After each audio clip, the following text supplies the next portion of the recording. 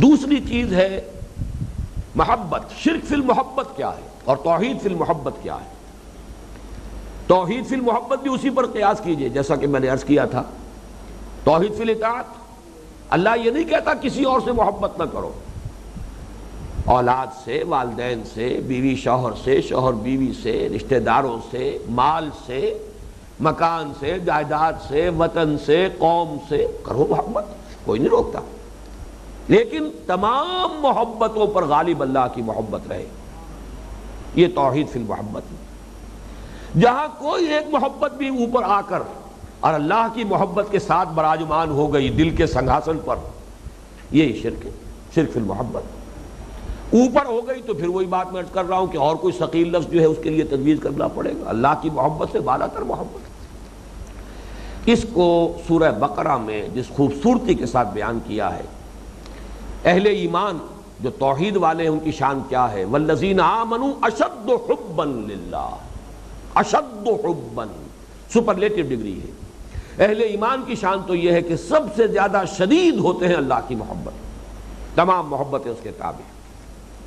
اور اس کے برعکس وَمِنَ النَّاسِ مَن يَتَّخِذُ مِن دُونِ اللَّهِ أَندَادًا يُحِبُّونَهُمْ كَحُبِّ اللَّهِ. یہ ہے در حقیقت ضرب سلام اس موضوع پر قرآن مجید کا. لوگوں میں سے کچھ ایسے بھی ہیں جو اللہ کے مد مقابل ٹھہرا لیتے ہیں اور ان سے محبت کرتے ہیں جیسے اللہ سے محبت کرنی چاہیے، یا محبت جیسے اللہ سے کرتے ویسے ہی ان سے بھی کرتے ہیں. یہاں برابری کا تصور آ رہا ہے. اور دیکھیے لفظ وہ آیا ہے جس کو بار بار تذکرہ ہو چکا ہے، ند. جیسا کہ حضور نے فرمایا تھا ایک صحابی نے جو کہہ دیا کہ ما شاء اللہ و ما شئت اجعلتنی ندا للہ، مد مقابل مجھے بنا دیا. تو ومن الناس من یتخذ من دون اللہ اندادا یحبونہم کحب اللہ. وہ محبت کرتے ہیں ان سے ان انداز سے جیسے کہ اللہ سے محبت کرنی چاہیے یا جیسے کہ اللہ سے محبت کرتے ہیں. یہ ہے شرک فی المحبت. اب اس کو بھی آپ سمجھ لیجئے، اصول اب آپ کے ہاتھ میں آ گئے، اپلائی کر لیجئے. خالص انفرادی سطح پر، ایک فرش پر، ایک آسمان پر، زمین یا چھت پر، خالص انفرادی سطح پر مال کی محبت. اگر مال محبوب تر ہے اللہ کے حکم سے، اللہ کے فرمان سے، حلال و حرام کی حدود سے، تو مال تمہارا معبود بن گیا. حضور کی حدیث ہے تعس عبد الدینار و عبد الدرہم، برباد ہو جائے یا برباد ہو گیا درہم و دینار کا بندہ.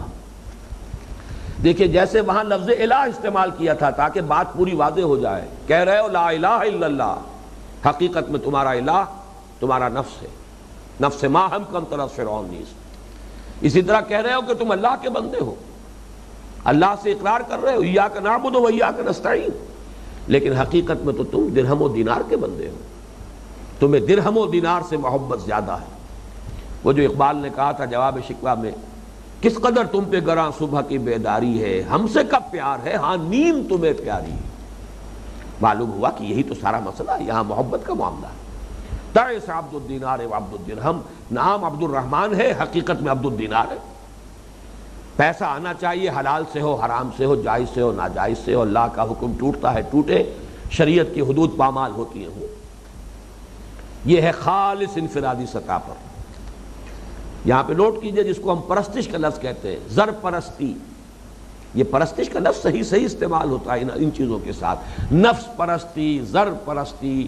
اور اسی کے ساتھ اب ایڈ کیجئے اس بلند ترین سطح پر ریاست کا دوسرا کانسیپٹ جو ہے سب سے اہم، جو ہمارا ہائیسٹ ایوالڈ ادارہ ہے اجتماعیات انسانی کا، دوسرا اہم ترین ادارہ اس میں کیا ہے؟ Nationality, nationalism. وہ ایک عصبیت جس کی بنا پر کہ اس ملک میں رہنے والے لوگ باہم جڑے ہوئے ہوں، ایک مشترک محبت ان کے اعصاب کے اوپر طاری ہو جائے جو انہیں جوڑے، ان کی شیرازہ بندی کرے. اور آج کے دور میں وہ وطنی قومیت، نیشن سٹیٹ کا کانسیپٹ، اور وطن کو معبود کے درجے میں رکھ کر اس کی محبت، اس کی پرستش، اس کی جے، اس کے نعرے، اس کے زندہ باد کا تصور، اس کے لیے ترانے کھڑے ہو کر قنوت کی حالت میں، یہ ترانہ ہے آپ کا قومی ترانہ ہے، اور اس وقت قنوت کی حالت میں انسان کھڑا ہوتا ہے، جیسے کہ نماز میں کھڑا ہوتے ہیں لوگ، یہ قنوت جو ہے تعظیم کے لیے کھڑے ہونا شرک ہے۔ حضور نے اپنے لیے پسند نہیں کیا، منع کیا، لیکن آپ جھنڈے کی سلامی دے رہے ہیں۔ در حقیقت یہ مذہب وطنیت کا کہ یہ شعار ہے، شاعر ہے، چاہے وہ جھنڈے کی سلامی ہو اور چاہے وہ جو قومی ترانہ ہے اس کے لیے کھڑے ہونا ہو۔ لیکن وطن، جیسا کہ میں نے پہلے دن بھی عرض کیا تھا کہ یہ وہ تصور ہے کہ جس درجے میں واضح علامہ اقبال پہ ہوا، میرے نزدیک تو شاید کسی پر بھی نہیں۔ یہ رسائی چونکہ مغربی تہذیب کے اصل میں باطن میں سرایت کیا ہے اور اچھی طرح اس کی گہرائیوں میں اتر کر مشاہدہ کیا علامہ اقبال نے۔ بڑا پیارا شعر ہے ان کا کہ عذاب دانش حاضر سے باخبر ہوں میں، کہ میں اس آگ میں ڈالا گیا ہوں مثل خلیل۔ علماء کو کیا معلوم کہ مغربی فلسفہ کیا ہے، وہاں کے اب تصور کیا ہے، وہاں کے نظریات کیا ہیں۔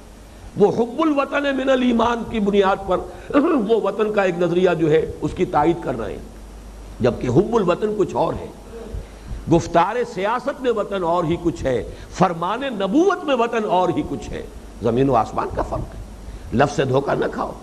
اس دور میں اور ہے، جام اور ہے، جم اور، ساقی نے بنا کی روش لطف و ستم اور، تہذیب کے آذر نے ترشوائے صنم اور، مسلم نے بھی تعمیر کیا اپنا حرم اور، ان تازہ خداؤں میں بڑا سب سے وطن ہے، جو پیر ہر اس کا ہے وہ مذہب کا کفن۔ اسی طرح نظریات، نظریے سے محبت، وہ نظریہ بھی ایک اللہ تعالیٰ کے مد مقابل آ جاتا ہے، وطن آ جاتا ہے۔ یہ ہیں وہ چیزیں کہ جو شرک فی المحبت کی اس دور میں صورتیں ہیں۔ اب جو باقی تین چیزیں رہ گئی ہیں، ظاہر بات ہے کہ میرے پاس اب وقت بہت ہی کم ہے۔ مراسم عبودیت،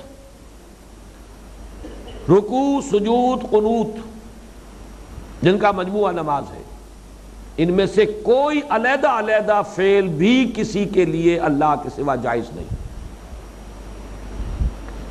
چنانچہ سجدہ تعظیمی کے اعتبار سے نوٹ کر لیجئے، سجدہ تعظیمی جو ہے سابقہ شریعتوں میں جائز تھا، کسی کے اظہار ادب کے لیے جھک جانا، رکوع کی حد تک سجدہ بھی کر لیتے تھے، لیکن شریعت محمدی میں جب دین کی تکمیل ہوئی ہے آن حضور پر صلی اللہ علیہ وسلم، یہ بھی مطلقاً حرام کر دیا، اور اسی پر ٹکر لی تھی شیخ احمد سرہندی رحمۃ اللہ علیہ نے، گردن نہ جھکی جس کی جہانگیر کے آگے، جس کے نفس گرم سے ہے گرمی احرار، وہ ہند میں سرمایہ ملت کا نگہباں، اللہ نے بر وقت کیا جس کو خبردار۔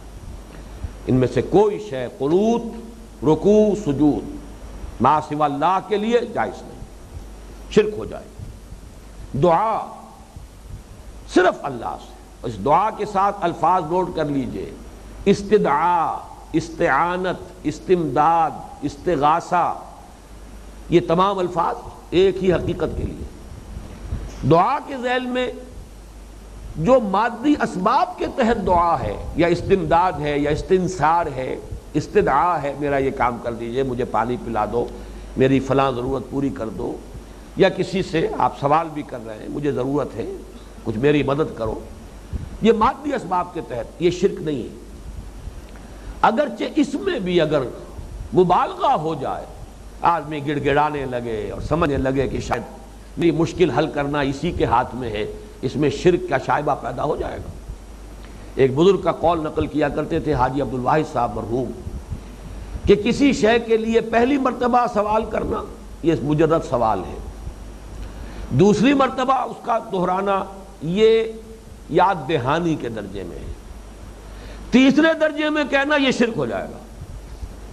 گویا کہ آپ کے اعصاب پر یہ چیز سوار ہو چکی ہے کہ یہ آپ کا مشکل کشا ہے، یہ آپ کا مسئلہ حل کر سکتا ہے، اسی کے ہاتھ میں اختیار ہے اور طاقت ہے۔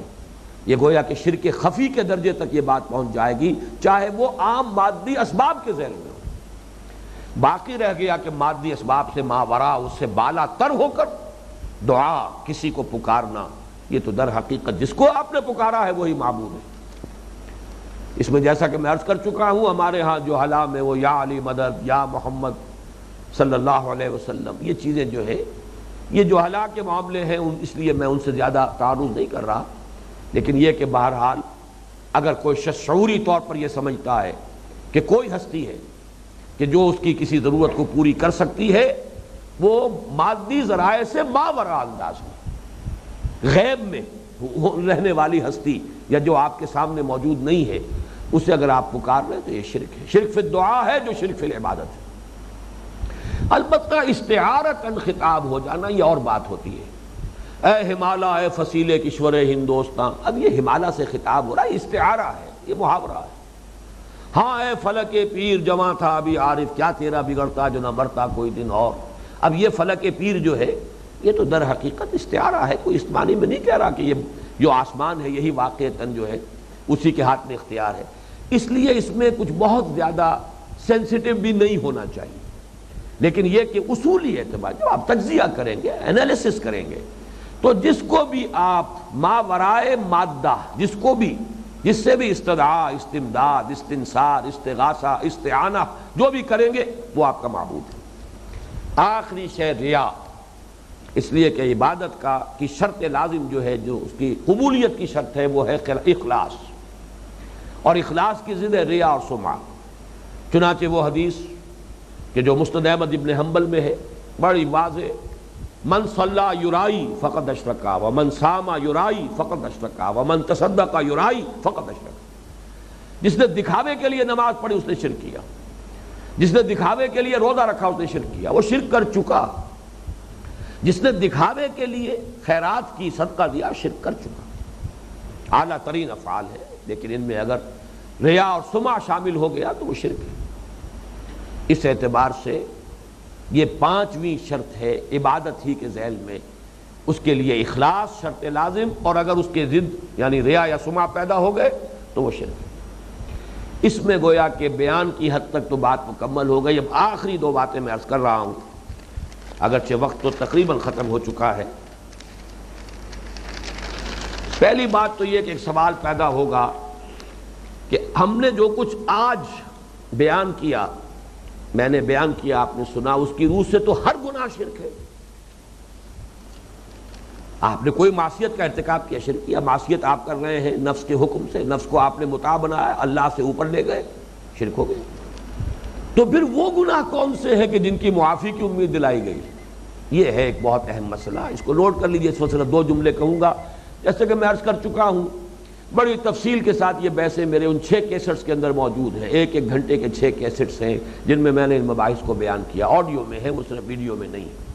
تفصیلات وہاں مل جائیں. جب تک یہ چیزیں غیر شعوری انداز میں ہو رہی ہوں انہیں گناہ کہیں گے. جب یہ شعور کی سطح پر آ جائیں، بالارادہ ارتکاب ہو رہا ہو اور اس کو نظریے کی شکل دے دی جائے، یہ درجہ بدرجہ شرک کی شدت اور شناعت بڑھتی چلی جائے گی. فرق یہی ہوگا، غیر شعوری طور پر ہو رہا ہے، بس آنکھ کھلی ہے، معلوم ہو گیا اللہ کی طرف سے بلاوا آ گیا ہے، اذان بھی سن لی ہے، اس وقت جو ہے آرام کا جو تقاضا ہے جسم کا وہ کچھ غالب آ گیا ہے. ذرا سا سوچا ہے کہ ابھی 2-4 منٹ کے بعد اٹھ جاتا ہوں، آنکھ لگی تو بس پھر وہ اس کے بعد جو ہے وہ نماز انسان کی قضا ہو گئی. اب اس کو ہم گناہ کہیں گے. تجزیہ کریں گے تو اس میں شرک، جیسا کہ میں نے پہلے دن عرض کیا تھا، ہر خیر، ہر خوبی، ہر بھلائی، ہر نیکی، چاہے عمل کی ہو، چاہے نظریے اور عقیدے کی ہو، وہ توحید ہی کی فروع ہے، توحید ہی کی شاخیں ہیں. وہی شجرہ طیبہ ہے جس کو برگزار ہے. ہر برائی، ہر بدی، ہر کجی، ہر ضلالت، ہر گمراہی، عقیدے کی ہو، نظریے کی ہو، افکار کی ہو، خیالات کی ہو، عقائد کی ہو، اعمال کی ہو، اخلاق کی ہو، کردار کی ہو، اس کے دانے شرک سے ملیں گے. شجرہ خبیثہ ایک ہی ہے جس کے برگزار ہیں یہ تمام چیزیں. اس کو میں سمجھتا ہوں کہ ان 4 نشستوں میں یہ حقیقت پورے طور پر واضح ہو گئی ہے. اللہ تعالی ہمیں شرک کی پوری پہچان، اس درجے تک پہچان عطا فرمائے کہ یہ صلاحیت پیدا ہو جائے کہ بہر رنگے کے خواہی جامہ می پوش، من انداز قدت رامی شناسم. اور ہم نہ صرف یہ کہ عہد قدیم کے شرک ان کا بھی سمجھ لیں، بلکہ عہد حاضر کے جو اصل شرک ہیں ان کا بھی ہمیں صحیح شعور ہو، اور وہ صلاحیت بھی اللہ عطا کرے کہ آئندہ بھی جو شرک جو بھیس بدل کر آئے ہم اسے پہچانیں، اور اللہ تعالی ہمیں اس سے مجتنب رہنے کی اور اس سے علیحدہ رہنے کی، بری رہنے کی توفیق عطا فرمائے. اقول قولی ھذا واستغفر اللہ لی ولکم ولسائر المسلمین والمسلمات.